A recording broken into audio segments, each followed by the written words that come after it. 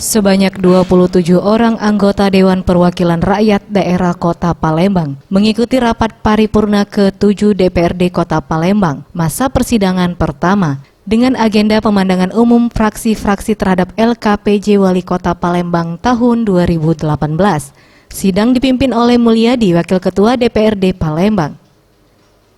Sebanyak 8 fraksi DPRD Palembang secara bergantian menyampaikan pemandangannya terhadap LKPJ Wali Kota Palembang tahun 2018. Wakil Ketua DPRD Palembang Mulyadi mengatakan, dari 8 fraksi yang ada, semuanya menyetujui jika LKPJ Wali Kota Palembang dibahas pada rapat komisi. Dan untuk saat ini rapat paripurna akan dilanjutkan pada 22 April 2019 dengan agenda jawaban Wali Kota Palembang. Badan Musyawarah hari ini terjadwal untuk pemandangan umum fraksi-fraksi. Tadi kita telah beberapa fraksi menyampaikan pemandangan umumnya.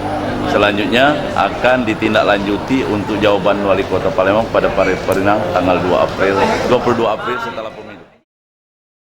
Berbagai permasalahan disoroti oleh fraksi-fraksi DPRD Palembang, mulai dari penanganan banjir, pengajuan memperbaiki drainase, retensi serta pembuangan sampah. Masalah kemacetan hingga permasalahan tapal batas di kawasan Tegal Binangun antara Palembang dan Banyu-Asin. Daripada dinas terkait dalam hal ini agar selokan-selokan yang kecil agar dicari. Nah, sampah juga jangan dibuang sembarangan, maksudnya buanglah pada tempatnya. Masyarakat Tegal Binangun serta OPI itu agar kiranya mereka ini tetap masuk di daerah Palembang, karena semua fasilitas yang dimiliki dan dinikmati oleh warga masyarakat Tegal Binangun dan OPI itu sampai sekarang ini adalah upaya daripada pemerintah Kota Palembang.